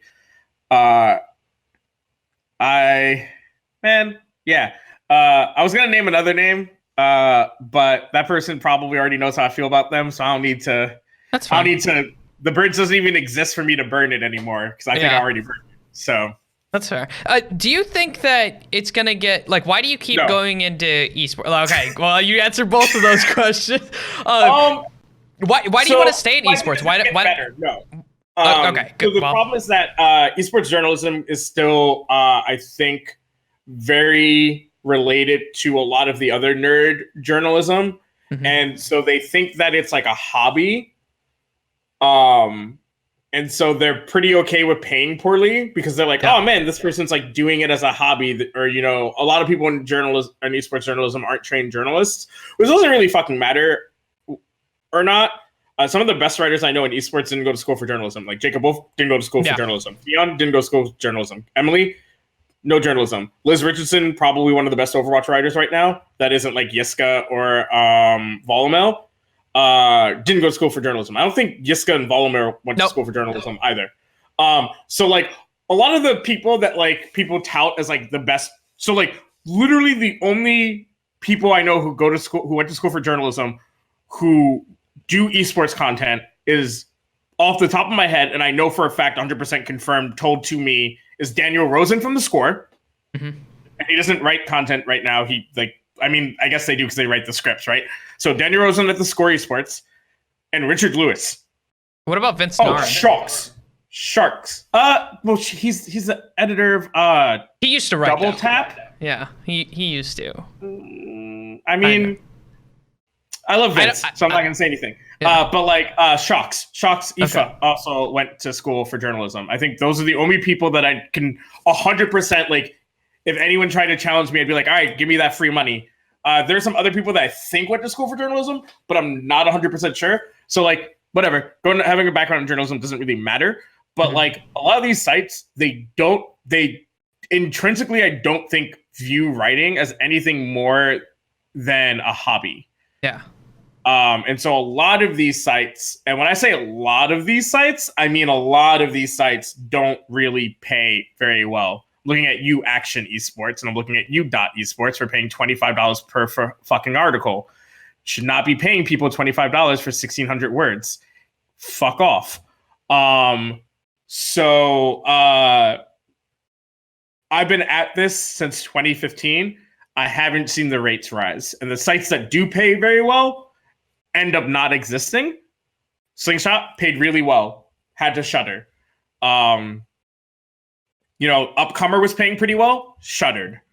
Every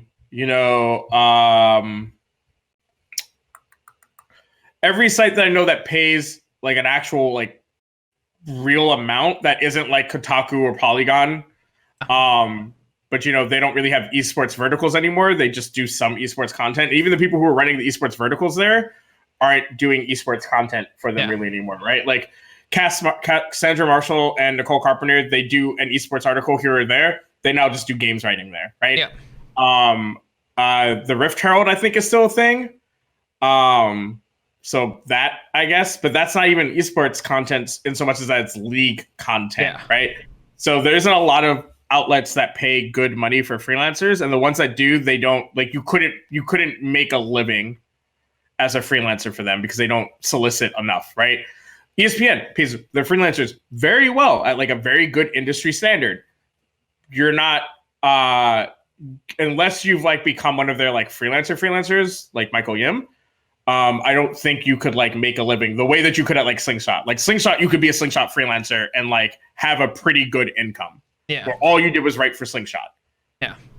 You can't do that anymore. And I don't think it's ever going to get better because esports is a bubble. And I don't think it's ever going to pop in a way that like the .com bubble, right? So it's not like, the .com bubble was awful in the sense that like at one point everybody was making fat checks, making a website and turning it over.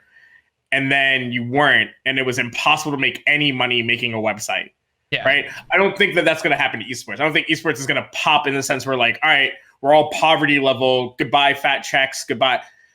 I don't think that's going to happen. There's too much propped infrastructure for it to just completely collapse. Yeah. We're not going back to the dark ages, right? Like we're not going to go to a point, where Worlds is held at Riot's basement. Yeah. Right. No, It's probably not. Like we're not. That's not going to happen. Well, like I mean, game companies make money. Like, if anyone in the esports industry right now is like rolling in the dough, it's game companies, right? Like your Riots, your Blizzards. So what'll basically probably happen is like Riot Games might have to start paying player salaries again or something, but like it's not just gonna go anywhere. And I think that most of the people that say that the esports bubble is gonna pop, I don't think that any of them think that of like it's gonna go away. I think they all think the same way I do, where it's just like things are gonna get really unhealthy.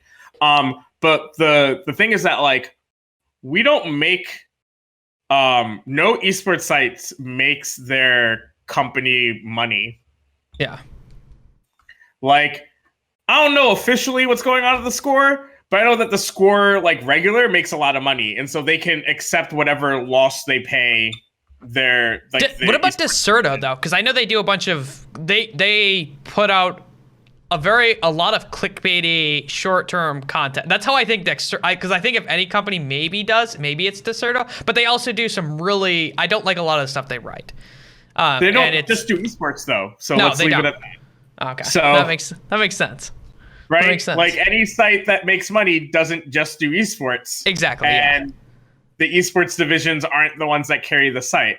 Like, I love you, Dustin Steiner. And Richard's doing some really good stuff over there. Some good stuff.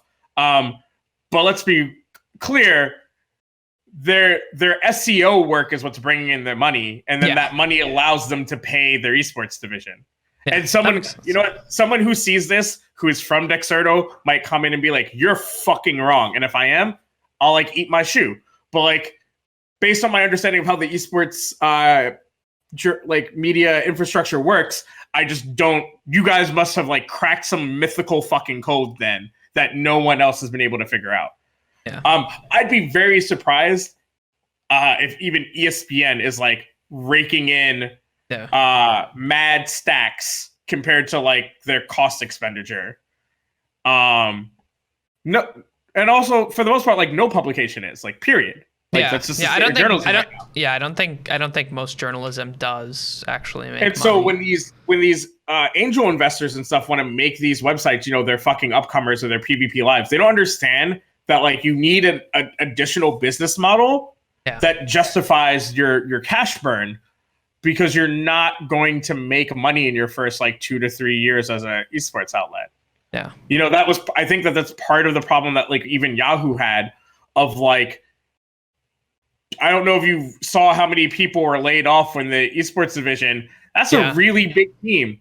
Do you want to know how many people were in the esports, the ESPN esports team at the same year? 5. Something like 20, 30 people were laid off when Yahoo Esports shuttered.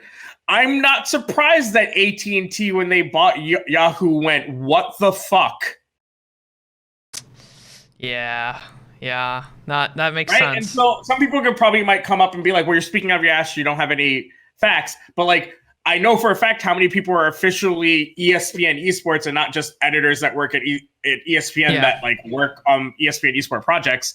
And then you can look at how many people were part of Yahoo. Yeah, that makes sense. Like officially a part of the Yahoo. There was a lot. Because I remember when that happened. So my question for you then, why stay in esports? Do you ever think about just like, I don't know, going back to school or doing anything like that, or trying to find a different career path? That requires money, and I'm still poor as fuck. Okay. That's a fair reason. I mean, like, that's what like a lot of people ask me that, like, why are you still in esports? And for a while it was because like it's hard for me to get a job as a non-cis passing like where I live. But where I live is also sustainable because like my cost of living, not including my groceries, is only $625 a month. Yeah. So like, cool, I could move to maybe a more diverse area, but like to like get a retail job that my cost of living would be higher. So like I'd need to be working more than one retail job. And why move? Right? Like why move from a higher stress environment but be employable? Right? Like, so I'm looking at some options. Like right now, I'm in a place where I have some time to figure out some stuff. So we'll see what happens. But the other reason why I don't leave, I mean, I also have effectively left esports, right? Like I don't really do league content. When's the last league article I wrote? Oh, I don't know. Yeah. When's the last time I wrote an Overwatch article? Right? Yeah. Like I've left esports proper. I just do the FGC, right? And even though the FGC is part of esports, it's a very different thing. And so I've effectively left esports. Like it's not worth my I've had such a negative experience with esports over the years that I'm totally okay not doing. Like I think you probably saw my tweet where I was like, these are the 5 people I want to interview, and there was 2 Overwatch names on it, and it's only because I want to talk to them about their personal stories, and I have no care about them as like Overwatch players. I actually did not see that tweet, but I feel like I would like I made to see a tweet that where I said that I want to re-interview Bishu because I caved into the internal pressure in my head to make the interview about Overwatch somehow, when I really only wanted to talk about the fact that both of us have ulcerative colitis. I want to talk to Effect about coming out as bi and the mental health issues that he had that caused him to want to retire. Mm-hmm. And I think that my backgrounds and the things that I do allow me to handle interviews like that. And then I want to talk to Shocks for a couple of reasons. I want to talk to IDOM, who is the winner of the Capcom Cup, and Sonic Fox, because I've never had a real interview with Sonic Fox. I've had very short ones. But yeah, anything that I want to do into the like big esports has literally nothing to do with the fact that their players specifically play their game. Right. If I ever talk to Faker, it would be about like how weird is it to be famous because you play a video game? Yeah. That makes sense. Yeah. I don't care about, Double If's 25th trophy and his redemption arc and how's it feel to stick it to see it. Like, fuck that. I don't give a shit. There's nothing about the Double Lift story that I have that like I could tell because I don't know Double Lift enough to talk about the things that I would want to talk to him about. Yeah. Like his family got murdered. Yeah. I don't know him. I don't have an interpersonal connection with him to talk about that in an interview. I don't think esports is mature enough to have that conversation with him. And I think the only person that's close enough to him won't do that type of article. Yeah, I think it's fair. I think Travis Gafford is the only person that has, I think the personal connection with him to do it. And I don't think he will. And I respect him for not if he chooses not to. Like, I'm not saying this is like a slight. There's a lot of things I could say at Travis Gafford as a slight.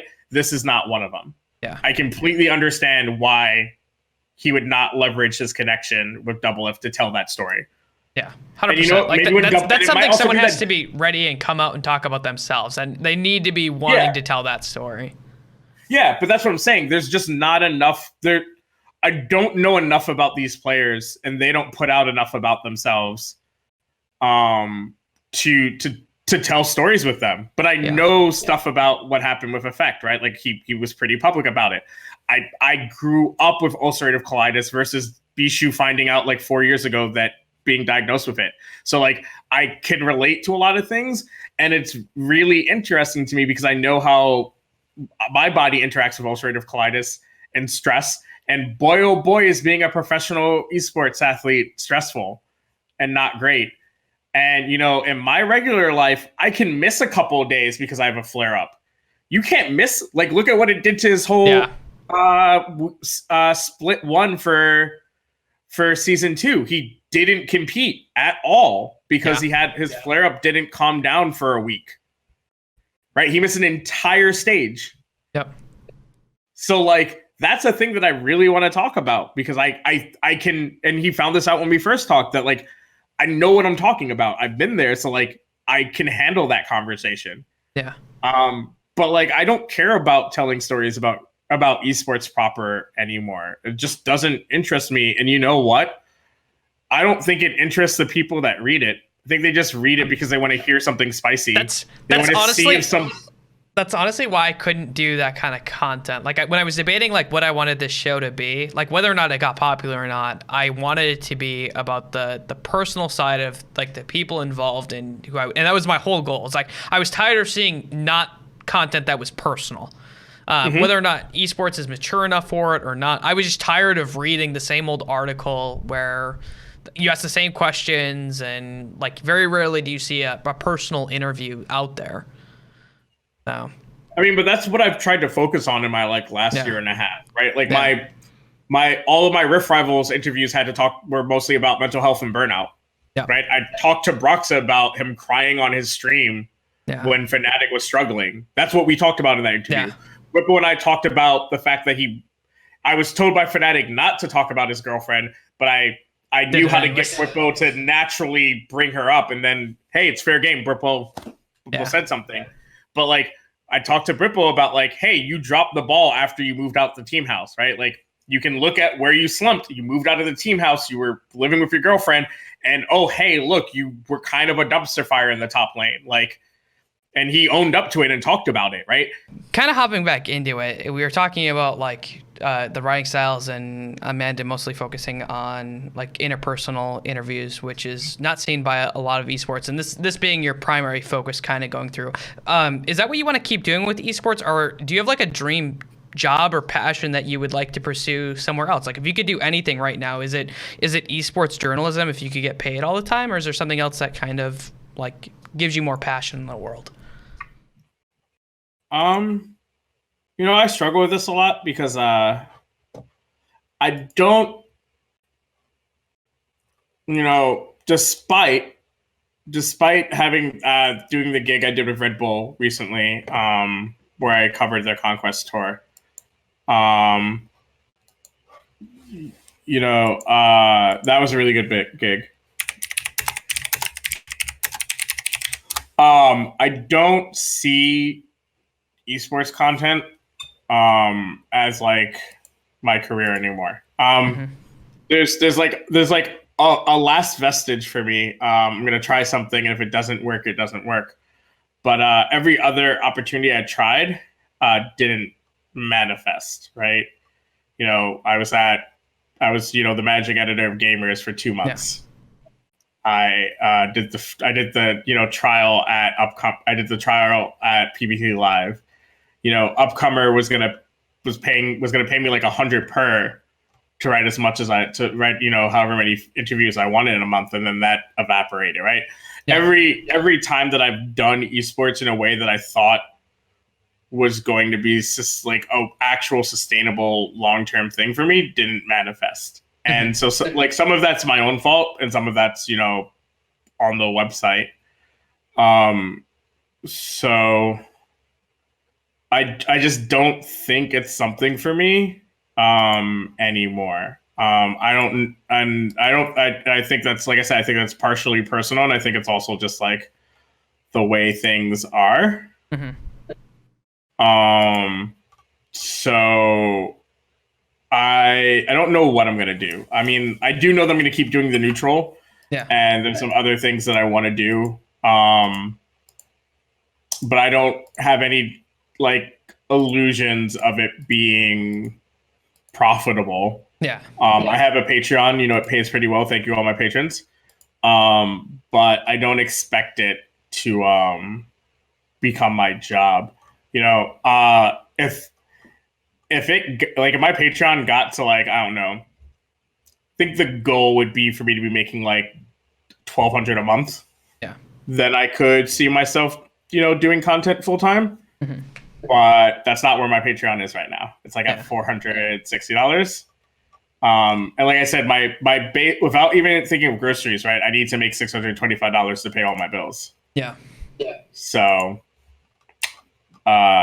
just esports, I just don't see a world where like I make enough money doing esports, and it being sustainable. Yeah. So, I mean, I'm here as long as I'm here. Like, I'm probably going to be writing for some people to cover stuff. Because, I still need some income outside of my Patreon and living off of what I made with Red Bull. But Do you have a passion though? That's something that you really want to like work towards or anything like that? Or are you just kind of figuring that out still? Right now, I'm kind of figuring it out. I think I'm gonna try to figure out a way for me to do what became a passion of mine in college, and I've kind of kept doing it since, which is I became a diversity trainer in college. First as a safe space coordinator, and then getting a lot of training as a diversity trainer. Hmm. I've done a lot of work in all of the spheres that I've existed in diversity and inclusion. I've worked with AnyKey and ESL about their inclusivity practices. As a Magic judge, I pushed for better diversity and inclusion, both in our tournament rule structure and just the way that TOs run their events. That's been a thing that I've just been working on. I talk at local schools to queer youth. And so I've thought about moving back into that sphere professionally. I just haven't really figured out how. Because esports was fulfilling at one point. I just don't see it. I don't see what I'm currently doing in esports as being fulfilling. Yeah. There's some stuff that I could, like I said, I don't want to jinx anything. There's some talks that I'm having soon about some stuff and some things. And depending on how that goes, that's how it goes. But broadly speaking, I don't really have a plan right now. But that's part of the benefit of, like I said, working that Red Bull gig and how cheap my cost of living is. I made enough money that I can be okay for up until like July. Mm-hmm. So if I don't figure things out by July, I'm not like done. Yeah. I'm not dead in a ditch. That's good. I would prefer that not to happen. But I have time to figure shit out. I think one of the worst parts of my adult life and the fact that I lived it mostly impoverished is that I kind of ran from job to job. Whether or not it was good for me or not, or whether or not I was mentally in a place where I should be working. And I think I burned a lot of bridges and a lot of opportunities because I wasn't mentally healthy while trying to work these jobs. Whereas like if I was in any sort of better financial standing, I could have just said, you know what, I need to work on me. Like I completely fucked my Riot opportunity, right? Like I was not mentally healthy and I didn't do a good job when I was writing for what was then the EU LCS. And I fucked that opportunity. That had nothing to do with like Riot or anything. Yeah. That's all on me. And I just like think about a world where like I was in a better mental place or or been like, hey, you know what? I can't do this right now. I need to work on me. And then I guarantee, like, I know for a fact that I could have come back and said, hey, I'm in a better place now. Could I take that opportunity? And I think I would have been able to, but I wasn't in a financial place where I could really say no to getting paid what I was getting paid at Riot. So I did it and I fucked it. And that's kind of like some of the story of my life, of just like running into things because I needed the money. And I'm really happy right now that like I don't need the money, right? Like I'm in a financial situation right now where like I'm not sitting pretty, but I have food in my fridge and my pantry. I can pay all my bills without asking anybody for money. I can buy Magic cards if I want to buy some Magic cards, right? I bought some stupid amount of RP to buy some stuff out of my shop recently, even though I barely play the game, right? Like I'm in a place where I can like do what I want to do with my money. And so I'm working on me right now. Like I'm trying to get physically fit again. I'm trying to work on my mental. So I'm more focused on that than anything career-wise because I painfully know that if I'm not good, physically, spiritually, and mentally, then I'm just gonna not succeed. And so I want to focus on all of that right now. That makes sense to me. I mean, I think that's probably the best thing for you to do. And I'm happy that you're in a spot now that at least is more comfortable than kind of like anything that you've been before, because that's good to hear. Yeah. I actually only have one last question for you. We've been going for a while. I had fun. I don't know if you did. I'm sorry if you didn't. No, I mean, I know from watching other episodes that, things could get difficult, and that's why I said, like, you know, ahead of time I started preparing how do I want to talk about this that's going to come up, and you know how I'm going to talk about that when it comes up. I had a good time. I'm enjoying myself. I'm glad that it wasn't just all about me being trans. That's always like my worst fear.